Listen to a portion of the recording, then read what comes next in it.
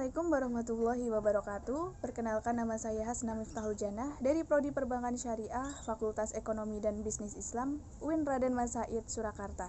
Nah, di video kali ini kita akan membahas sekilas perihal Perjanjian Giyanti. Perjanjian Giyanti merupakan peristiwa yang menandai pecahnya Mataram Islam.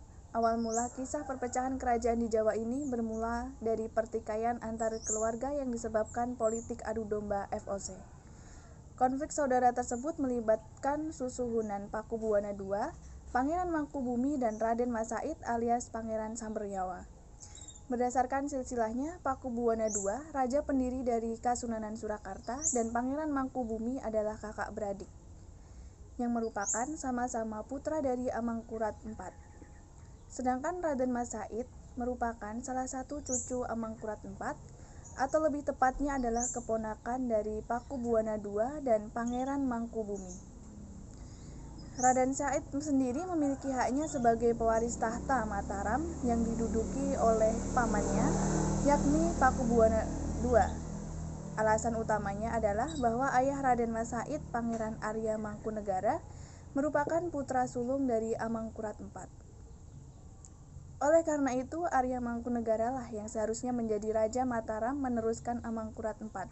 Namun karena Arya Mangkunegara sering melanggar kebijakan FOC, akhirnya berimbas harus diasingkan ke Sri Lanka hingga meninggal dunia. FOC pun kemudian menaikkan putra Amangkurat IV lainnya, yakni Pangeran Prabu Suyasa sebagai penguasa Mataram selanjutnya dan bergelar Pakubuwana II. Ketika Pakubuwana II memangku tumpuk kepemimpinan Mataram Islam, ia memindahkan ibu kota kerajaan tersebut dari Kartasura ke Surakarta pada 17 Februari 1945 rusak. Hal ini semakin memperkuat Raden Mas Said ingin merebut tahta Mataram Islam dari pamannya Pakubuwana II.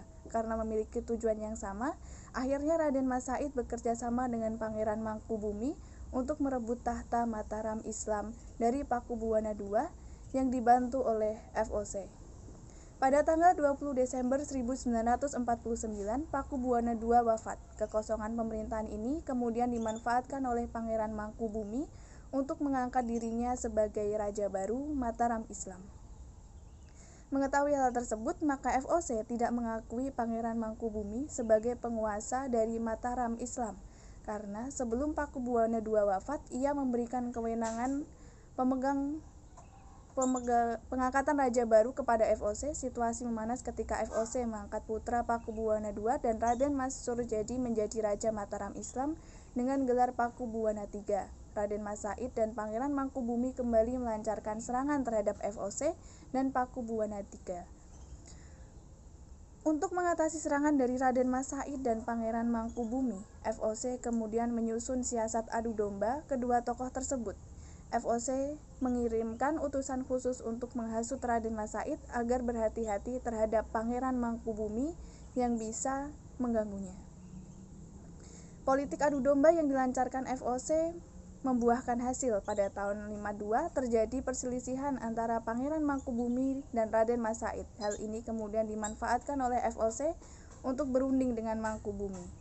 FOC membujuk Mangkubumi dengan menantang setengah wilayah kekuasaan Mataram yang dipegang Pakubuwana III.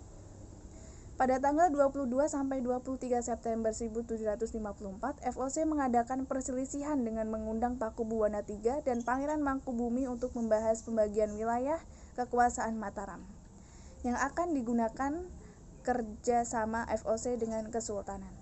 Perundingan ini akhirnya mencapai kesepakatan dengan ditandatanganinya Perjanjian Giyanti pada 13 Februari 1755 yang membagi kerajaan Mataram Islam menjadi dua bagian, yaitu Kasunanan Surakarta dan Kasultanan Ngayogyakarta.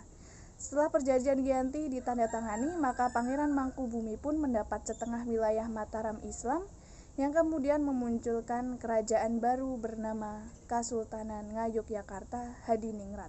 Pangeran Mangkubumi lalu mendeklarasikan sebagai raja dengan gelar Sri Sultan Hamengkubuwana I